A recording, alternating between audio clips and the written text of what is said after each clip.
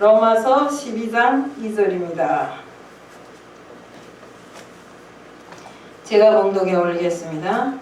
너희는 이 세대를 본받지 말고 오직 마음을 새롭게 함으로 변화를 받아 하나님이 선하시고 기뻐하시고 온전하신 뜻이 무엇인지를 분별하도록 하라. 아멘.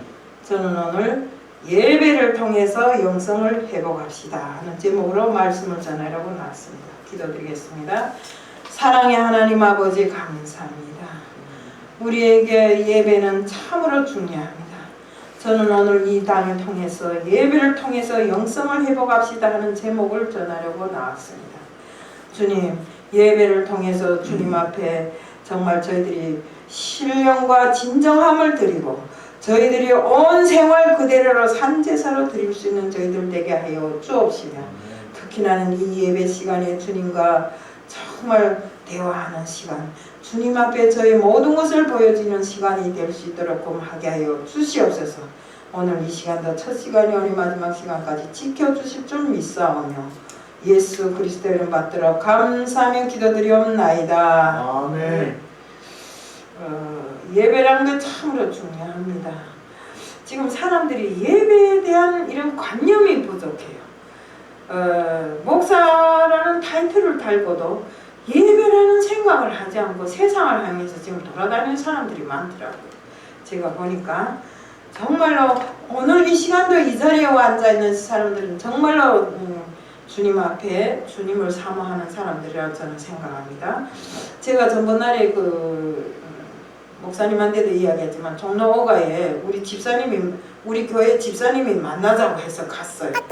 가니까 저를 밥 한 끼 사주면서 하는 소리가, 목사님 우리는 언제면 예배에 참가할까요? 하더라고요. 주사는 다 맞으셨나요? 하니까 주사는 못 맞았대요. 근데 그분이 나이가 이제 한 80이 되어 오거든요.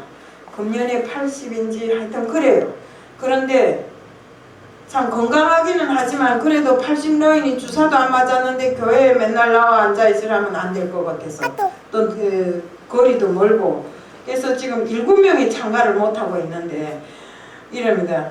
내가 진짜 집사가 맞는지 안 맞는지 지금 헷갈린대요. 그래 왜요? 하니까 교회 예배에 나가본 지가 너무 오래갖고 또 우리로 인해서 다른 사람들한테 폐를 끼치는 것 같아서 못 오고, 어쨌든 영상 예배를 통해서 말씀을 들으려고 하니까 목사님을 직접 보면서 듣던 때하고는 틀리다는 겁니다. 이렇게 막 진짜 울상을 하면서 내가 이랬어요. 주사 맞을 형편은 못 되고 어떻게 할까요? 조금만 더 참아보세요. 이제 한 3월달쯤 지나면 뭔가가 좀 해결될 것 같으니까 그때부터 우리 함께 예배를 드립시다 하니까, 아 그렇게 하면 얼마나 좋겠어요 이러더라고요. 그러니까 솔직한 말에 신앙이 좋던 집사님들도 집에 가만히 앉아 무료하게 있으니까 지금 하나님은 어디로 가시고 주님은 어디로 가신지도 모르고 그저 내 생활이 겨워서 살다 보니까 막 답답하고 안타깝고 하니까 지금 쓸데없는 것에 머리를 쓰고 있더라고요.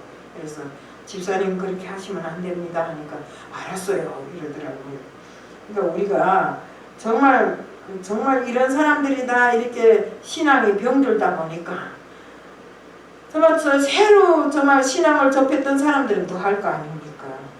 우리 지금 신앙인들만 이런 것이 아니라 세상 역시도 정말 우리가 다음 세대라고 했던 애들이 지금, 저는 애들을 이렇게 하나하나 만나보면 그 사람들이 다음 세대가 아니라 다른 세대가 아닌가 이런 생각이 들어요. 우리하고는 생각의 차원이 틀리더라고. 그러니까 우리는 그 애들이 이 머리를 따라가지도 못하거냐. 그들은 정말 우리의 다음을 이어가야 될 사람인데 다음을 잇기는 고사하고 다른 세대로 다른 데로 빠져버리더라고요. 이런 걸 놓고 봤을 때 정말 내 마음이 안타깝고 답답하더라고요.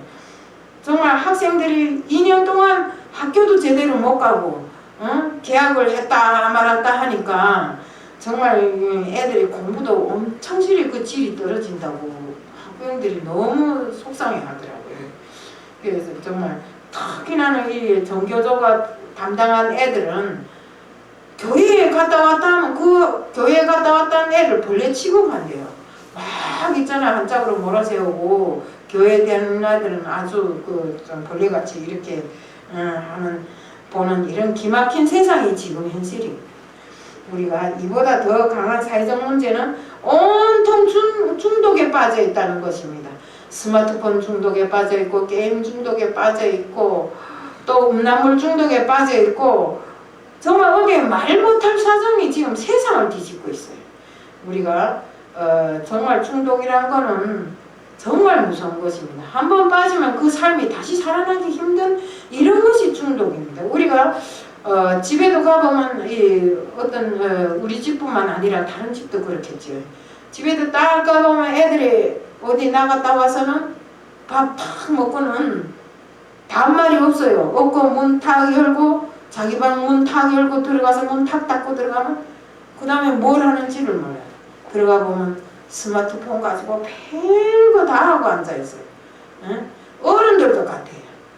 어른들도 아버지도 하고 엄마도 하고 하긴 나부터도 뭐 게임은 아니지만 유튜브에 정말 빠져가지고 유튜브를 안 보면 안 될 정도로까지 지금 돼 있는 것입니다. 이렇게 우리가 이렇게 되면 가족관계도 단절되고 이웃과의 관계도 단절되고 지금 옛날에는 우리가 콩알 한 알도 반짝이를 째게 먹을 정도로 이웃과의 사랑이 넘쳐 흐르던 시대가 있었는데 지금은 10년을 살아도 옆에서 누가 사는지를 모른대요.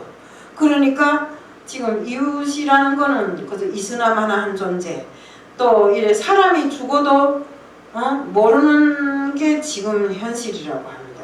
그래서 저번에도 뉴스에 나오는 거 보니까 어르신이 죽어서 6개월 됐는데 누구도 뒷다본 일이 없어서 그 신체가 다 썩어갖고 부패돼갖고 그런 형편에도 썩은 내가 난다고 주인이 와서 보고해서 말해서야 알았대요.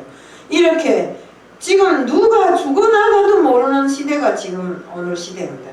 그리고 또한 게임 중독인데 게임 중독은 정말 도박 중독 불법 도박이 지금 성행을 해가지고 이 스마트폰으로도 불법 도박을 하고 도박하는 그 장소에 가서도 하고 이렇게 함으로 해서 지금 불법 도박을 해서 보통 그 빚을 진 사람들이 2천만원 잃고 1,000만원 잃고 한 사람들이 지금 우리 세대뿐만 아니라 다음 세대 우리보다 더 나이를 먹은 사람들도 이렇게 도박에 빠져갖고 지금 그렇게 해서 지금 빚을 진 사람들이 36%에 해당한다고 합니다. 도박 빚에만 36%에 해당하는데 이렇게 도박이란 게 참으로 무섭습니다. 제가 이 도박이 무서운 건 어떻게 하는가? 제가 옛날에 그 핸드폰 다단계를 하면서 누구한테다 핸드폰 제 이름으로 빌려준 적이 있어요. 그래서 하나 뽑아줬는데 어느 날인가 우리 집에 쪽지가 날아왔어요. 핸드폰 쪽지 182만원이라고 날아왔더라고요. 이게 나는 써본 적도 없는데 왜 이런가 하고 세상을 모르니까 저는 막 내가 안 쓰면 그런 게 내게 안 오는 줄 알았는데 우리 집으로 왔어요. 애들도 난리 나고 저도 난리 났어요. 그 다음에 보니까 제 이름으로 핸드폰 해가지고 간 사람이 막 도박은 아니지만 하여튼 게임을 해갖고 그러면서 게임 딱지를 사는데 182만원을 썼대요. 이렇게 정말로 무서운 것이 도박이더라고요. 그러다 보니까 지금 막 핸드폰 보면 그 도박으로 유도하는 이런 문자들도 많고 링팩도 없잖아요. 이렇게 사람들이 또 보이스피싱 같은 거는 다른 사람을 속여갖고 돈을 빼내기 위해서 별짓 다 하잖아요. 이래서 속아갖고 돈 잃은 사람들. 정말 세상이 어떻게 변해가는지를 모릅니다. 또 하나는 음란물 중독이라는 것입니다. 세상 이상하게 옛날에는 우리가 누구 옆집 아저씨하고 눈만 한번 찡긋해도 오토 타고 막 난리가 나던 시기가 있는데 지금은 그게 공공연하게 막 널리 퍼져 있어요. 저는 아침에 이렇게 딱 나가다 보면 우리 집 복도에 보면 막 음란물 벌거 벗은 여자들 찍은 사진 그런 것들을 막 수십 장을 띠 쏴버리고 가더라고요. 우리 같은 사람이 무슨 어디 가서 그런 거 보라고 이렇게 음란물이 사방에 퍼져 있고 우리가 그 인터넷에서도 이 음란물을 유포함으로 해서 많은 범죄가 일어나고 있잖아요. 우리 전번에 SBS, TV에서도 나왔다시피 엠번방을 그 엠번방 사건이라든가 또 간부들이 마약에 중독돼 갖고 막 이렇게 잘못 사는 그런 모든 것들, 이런 것들 놓고 볼 때 정말 우리가 이 시대가 어떻게 되어 가는지를 모릅니다. 지금 이런 행편에서 우리는 정말로 지성세대가 쌓아온 모든 것들이 지금 막 무너져 나가고 있는 것입니다. 이 나라를 위해서 수많은 사람들이 피를 흘리고 수많은 사람들이 얼마나 많은 고생을 했어요. 이렇게 세우는 나라인데 그 나라를 지금 그저 좀 먹듯이 다 먹어버리는 것입니다. 우리 그리스도인들은 이렇게 세상을 살아가면 절대로 안 됩니다. 우리 믿는 자들의 마음이 오로지 주님께 가 있어야 되고 주님의 뜻으로 사는 것은 우리들의 본분입니다. 진정한 그리스도는 세상에 빠져서 떠내려가는 것이 아니라 이 세상을 거슬러 올라가면서 용감하게 영유에 올라가면서 우리들의 삶을 주님의 뜻으로 개척해 나가야 되는 것입니다. 주님도 이 땅에 오셔서 이 세파에 찌들지 않고 어둠을 몰아냈었잖아요. 정말 당신은 종교와 정치가 이게 같이 압한 시대라 바리새인들과 서기관들이 저항이 굉장했습니다. 그럼에도 불구하고 주님은 이들이 외식과 이선을 거절했고 또 무섭게 책망하시고 시대의 타락을 묵과하지 않으셨습니다. 이것이 바로 신앙의 영성입니다. 하나님은 사람들을 예수 십자가의 보혈로 죄를 씻기 위해서 예수님을 이 땅에 보내셔서 십자가에 달리게 하셨고 그로 인해서 정말 흘리신 피로 인해서 죄 많은 사람들이 모든 죄를 다 사하여 주시었는데 우리들은 주님이 그 흘리신 보혈의 피를 정말 우리가 정말 그를 통해서 씻어낸 그 모든 것들을 다시 재현해 나가고 있다 이겁니다. 사람들이. 예? 우리는 정말 우리가 계시록 3장 4절에 보면 그러나 사대에 그 옷을 더럽히지 아니한 자 몇 명이 내게 있어 흰 옷을 입고 나와 함께 다니리니 그들은 합당한 자인 영고라. 이들은 바로 이 시대를 지켜내고 신앙을 지킨 파수꾼들입니다. 우리가 하나님의 역사는 다수가 있어야 되는 것이 아니고 진정으로 하나님을 사모하고 하나님의 뜻을 거스르지 않는 하나님의 뜻을 진정으로 지켜나가는 몇 명만 있어도 정말로 이 시대를 거스릴 수 있고 이 시대를 변하게 나갈 수 있는 것입니다. 우리 소돔과 고모라를 보세요. 몇 명의 의인이 없어서 망해버렸잖아요. 그것처럼 우리가 지금 사는 이 세상에 그하고 똑같은 세상이 되어버리고 말았어요. 우리가 정말 진리를 행하는 몇 명의 사람이 없어서 세상이 망하고 정말 그 망한 세상으로 인해서 우리가 일어날 길이 없는 것처럼 이렇게 되지 말고 우리 그리스도인들만이라도 정신을 차려야 됩니다. 그렇기 때문에 정말 우리는 물고기가 짠바다에 있어도 소금에 절지 않는 것은 그 생명이 살아있기 때문에 아닙니까? 그렇기 때문에 우리는 절대로 육체뿐만 아니라 우리의 정신도 살아서 역동하는 이런 생명을 가지고 살아야 된다는 것입니다. 그 생명이 바로 예수 안에 있기 때문에 예수 생명 운동이 일어나야 하고 정말 이 시대를 향해서 양강나팔을 불어야 할 때입니다. 우리가 그러기 위해서는 성령의 능력으로 무장해야 되고 성령의 역사가 없으면 무너진 영성을 다시 회복할 수 없어요. 어떻게 회복하겠어요? 성령은 예수의 권세와 능력이 나타나게 하는데 우리가 그 능력을 믿지 않고 정말 예수를 믿지 않는다면 절대로 우리가 다시 영성을 회복할 길이 막혀버리는 것입니다. 우리 사단 마귀는 우는 사자들처럼 우리 그 믿는 자들을 찾아다니면서 어떻게 해서라도 삼켜버리려고 이렇게 하고 있기 때문에 정말 우리가 십자가의 보혈의 역사가 없으면 사단 마귀를 막을 수가 없는 것입니다. 우리가 기도할 때도 보세요. 막 기도가 딴 데로 흘러갈 때도 예수 그리스도의 이름으로 명하면서 마귀를 몰아내면 우리가 마귀가 물러가잖아요. 그걸 아마 여기 있는 모든 분들 다 뭐 체험해 봤으니까 알겠죠. 제가 말을 안 해도. 그렇기 때문에 우리는 정말 하나 주님과 동행하는 이런 온전한 예배를 통해서 주님과 정말 교통하는 시간이 돼야 되고 주님 앞에 우리의 믿음을 드리는 이런 시간이 돼야 되는 것입니다. 마가복음 16장 17절 18절에는 믿는 자들에게는 이런 표적이 따르리니 곧 저희가 내 이름으로 귀신을 쫓아내며 새 방언을 말하며 뱀을 집으며 무슨 독을 마실지라도 해를 받지 아니하며 병든 사람에게 손을 얹은즉 나으리라 하시더라. 그리스도인은 생명을 공급받고 하나님과 영적인 교제를 하는데 이런 힘들이 모두 예배를 통해서 공급받는 것입니다. 우리가 근데 누가 감히 예배를 가볍게 여기고 정말 좌우지할 수 있단 말입니까? 인간들은 지금 이 예배를 가장 가벼운 것으로 생각하고 예배를 드려도 그만 안 드려도 그만 이렇게 하고 있는데 사실은 이 예배는 정말 그 어떤 것 중에서도 중요한 것입니다. 우리 구약시대 예배는 하나님이 드리라고 하는 그 장소에 가서 드려야 했습니다. 그것이 바로 지성소인 것입니다. 예배는 하나님이 방법대로 드려야 됩니다. 오늘 본문에는 영적 예배가 무엇인가를 세 가지로 소개하고 있습니다. 영적 예배란 말은 하나님께 드리는 예배를 말하는데 우리 몸은 하나님이 기뻐하시는 산제물로 드리는 것이 우선 첫째입니다. 우리 몸을 하나님이 기뻐하시는 산제물로 드려라.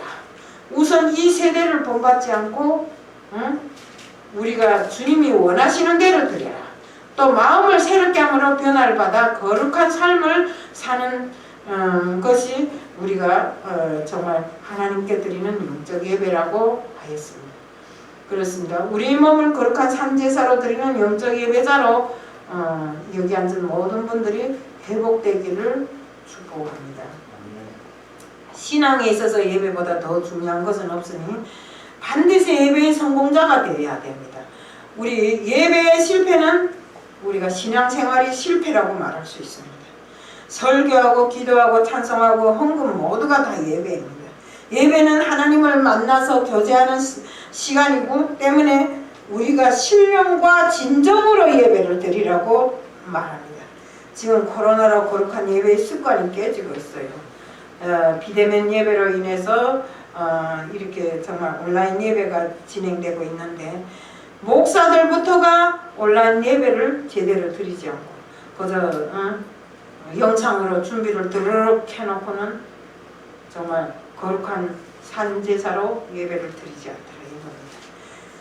우리 지금 사람들한테 물어봤대요. 우리 기독교인들한테 물어보니까 83%가 온라인 예배가 좋다고 한답니다. 근데 실제적으로 온라인 예배도 제대로 드리는가? 안 드려요. 뭐 낚시가 앉아서 담배꼬나 물고 앉아서 예배 본다고 핸드폰 이렇게 하고 앉아있는 사람, 영화관에 가서 이렇게 하고 앉아있는 사람, 이게 예배입니까? 우리는 예배는 하나님이 기뻐 받으시는 예배, 정말 하나님과 교통하는 예배, 찬송하고 설교도 정말 서로 얼굴을 보면서 침을 튀겨가면서 이렇게 하는 예배가 진실한 예배인 것입니다. 저는 알기를 처음에 예배 시간이 오니까 앞에 앉으라더라고요. 그래서 왜 앞에 앉으라, 뒤에 앉으면 더 좋은데 하니까 앞에 앉아서 목사님이 침방울을 많이 맞아야 좋은 일이 있다고 하더라고요. 그래서 맨날 앞에 앉아서 그 좋은 일 가지려고 이렇게 우리는 서로 얼굴을 보면서 마음을 교통하면서 드려지는 예배가 진실한 예배인 것입니다. 우리가 지금 기독교 중에서도 비대면 예배는 이웃을 사랑하는 예배라고 그러고 대면 예배는 목사가 욕심이 많아서 돈을 바라고 드리는 예배라고 그러고 지금 사람들이 그렇게 말한대요. 이거는 아니라고 생각합니다. 우리가 진실로 이기심 때문에 예배를 드린다면 이 일을 누가 하겠습니까? 솔직하나 우리 장재현 목사님이 8년을 이곳에서 정말 예배를 이끌어 왔지만 실제적으로 돈을 벌어봤어요. 예배를 통해서 다 내 주머니에 돈이 나가서 진행된 거 아닙니까? 정말로 와서 헌금을 한대야 정심 한 끼도 사 먹지 못할 만큼의 헌금을 하고 가는 사람들이 많아요. 근데 그거를 우리가 특별히 따지자고 하는 일이 아니라 이렇게 우리가 예배를 통해서 큰 이익을 얻으려고 하면 절대로 안 되겠지만 이런 일이 일어나지 않더라고요. 솔직히 말로 우리는 모든 것을 다 정말 버리고 내 자신의 욕심을 버리고 오로지 주님의 뜻으로만 살자고 이곳에 와서 있는 것이지. 응? 내가 내 이기를 챙기자면 나가서 돈 버는 게 낫지. 여기서 남이 눈치를 봐가며 응? 이렇게 그 봉투를 받아서 얼마를 받습니까? 우리는 이런 사람들이 마음마저도 그들이 믿음마저도 정말 이 예배를 통해서 주님 앞에 싹 버릴 수 있도록 이렇게 해야 된다 이겁니다. 계시록 11장 19절에 보면 예배를 통해 하나님의 성전이 열리니 성전 안에 있는 언약궤가 보였다. 또 계시록 11장 1절 2절에 보면 성전 안에서 경배하는 자들만 측량하라고 했다. 이는 바로 예배자들만 하나님이 소유로 삼으라는 것입니다. 아무리 성도가 많아도 예배에 참가해서 예배를 드리는 그 사람들이 수만 세라고 하신 것입니다. 왜? 예배 드리는 자들만 하나님이 소유자로 생각하신 것입니다. 성경에는 세 종류의 예배가 나옵니다. 구약은 그 제사였고 신약은 예배입니다. 드리고도 화를 받는 가인이 드린 제사와 같은 그런 예배. 이런 예배는 차라리 안 드렸으면 더 좋을 거 아닙니까? 응? 가인은 제사를 안 드린 것이 아니라 자기 방법대로 잘못 드렸기 때문에 하나님이 받지 않으시는 이런 예배를 드린 것입니다. 지금 우리 모습이 코로나로 인해서 가인과 같은 이런 예배를 드리지 않나 되돌아봐야 됩니다. 드린다고 하는데 가인처럼 자기 멋대로 드림으로 해서 하나님이 받지 않는 예배를 날마다 드리지 않는가, 이런 것도 되돌아봐야 됩니다.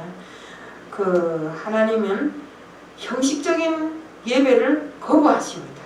그렇기 때문에 보이려고 하는 형식적인 예배는 마당만 밟고 가고 이 문턱만 딛고 갈 뿐이지, 사실상 이 예배를 통해서 내 영이 정말 주님 앞으로 더 가까이 갈 수 있는 이런 시간이 되지 않는다는 것입니다. 그리고 헛된 재물은 가져오지 말라고 했고, 분향도 성일에 모이는 것도 정말 모이는 것도 나를 가증히 여기는 것이라고 하시면서 하나님께서 이런 것은 차라리 하지 말라고 하십니다. 성일 정말 항상 하나님의 말씀을 중심으로 해서 정말 제대로 하나님이 기뻐 받으시는 이런 예배가 드려지는 이런 교회가 되어야 되는 것입니다. 우리 예배는 시간이 남아 돌아서 드리는 것도 아니고, 또 헌금 역시도 그래요. 내가 무슨 금전적으로 막 남아 돌아서 그걸 어디다 쓸데없어서 갖다 드리는 것이 아닙니다. 기도 역시도 시간이 많아서 할 일이 없어서 드리는 것도 아니고, 우리는 정말 찬양 역시도 부를 노래가 없어서 부르는 것이 아닙니다. 우리는 이 모든 것을 정말 가장 바쁜 시간을 쪼개내고 정말 없어도 하나님께 드릴 것만은 정성스레 마련해서 드리고, 정말 먼저 내가 쓰기 전에 먼저 구별해서 하나님께 드리는 이런 습관을 가져야 되는 것입니다. 찬양부터 시작해서 그 모든 것이 정말 하나님이 기뻐 받을 수 있는 이런 준비를 통해서 하나님께 드려질 때 정말 하나님은 그 모든 것을 기쁘게 받아들이는 것입니다. 우리 크리스찬은 쉬운 길이 아닌 다른 길을 찾아야 됩니다. 쉬운 길을 찾자면 얼마든지 찾을 수 있어요. 쉽게 가는 길로. 편한 길보다는 옳은 길을 찾아야 되고, 진리의 길을 가는 것이며 넓은 길이 아닌 주님 가신 좁은 길로 갈 수 있는 우리들이 마음이 준비가 되어 있어야 되는 것입니다. 바울과 같이 십자가밖에 자랑할 것이 없다고 하면서 순교의 길에 들어선 것처럼 우리들 모두가 정말 이런 바울이 복음을 받아야 되고, 초대교회 성도들이 매를 맞으면서도 고난의 길을 걸어간 것 같이 우리도 역시 어려움과 고통 속에서도 오로지 주님만을 받들고 부활의 증인이 되어서 정말 그 고뇌의 길을 당당히 걸어갈 수 있는 우리들이 되어야 되는 것입니다. 하나님은 영으로 드리는 예배자를 찾아요. 응? 하나님의 영이시니 정말 영과 진리로 드리는 예배자를 찾는 것입니다. 성전에 예배를 못 드린 지 정말 2년이 되니까 내가 집사인 성전에 가서 예배를 못 드리니까 내가 집사인지 뭐인지 모르겠다고 이제는 정말 믿음이 어디까지 갔는지 모르겠다고 막 하소연을 하더라고요 저번에. 그렇지만 나이도 많으시고 이곳까지 오시는데 주사도 안 맞으시고 그러다가 또 코로나에 걸릴까봐 그래서 또 다른 사람들한테도 피해지만 본인 자체도 피해고 이럴까봐 제가 조금만 기다려보라고 사정을 했어요. 그러니까 3월달까지 기다려본다고 그러시더라고요. 우리는 정말 신앙이 무너지고 분별력이 없어지는 이런 사람들이 아니라 정말 날마다 나의 신앙 믿음을 더 쌓아서 주님 앞으로 한 걸음 한 걸음 더 가까이 가는 교회. 정말 우리가 드려지는 모든 예배가 신령과 진정으로 드리는 이런 예배가 돼야 된다는 것입니다. 우리가 정말 우리가 이제 영적 예배를 드리는데 우리 몸을 너희 몸을 거룩한 산제물로 드리라고 했으니 그 거룩한 산제물이 뭐입니까? 우리의 생활 모두가 다 예배 드려지는 산제물이라 이겁니다. 그렇다고 내 육신을 갖다 드리는 것보다도 우리가 주님을 향해서 하고 있는 그 모든 것들이 다 우리의 산제물이라 이겁니다. 그렇기 때문에 우리는 정말 우리 생활을 쭉 놓고 보면 어떤 사람들은 교회 가면 천사 같아요. 정말 더 말할 것 없는 천사 같은데 가정과 사회에 나가면 완전히 악마로 돌변해서 교회에 가서는 뭐 아무개님 어쩌고 저쩌고 하는데 예수님 어쩌고 저쩌고 하는데 집에 가서는 뭐가 틀렸다고 그 부인을 때리고 아이들을 못살게 굴고 이런 거로 인해서 지금 우리가 사회가 얼마나 무질서해요. 사람을 죽이고 사랑하던 사람을 막 자기 말을 듣지 않는다 해서 막 칼로 찍어 죽이고 그 가족들까지도 찔러 죽이고 지금 이런 형편이 지금 세상에 돼버리고 말았어요. 정말 우리는 옛날에 사람 하나 죽었대도 벌벌 떨었는데 이제는 누구를 칼로 찔러 죽였으면 어디서 사람 죽였으면 하는 소리가 평범한 소리로 들려지기 시작했어요. 지금 이렇게 정말 사회가 너무나 정말 부조리로만 가고 있으니 참으로 한심하기 그지없습니다. 우리는 예수의 피 묻은 복음을 세상에 전함으로 해서 정말 모든 사람들이 예수로 인해서 거듭날 수 있는 이런 자들로 되게끔 해야 됩니다.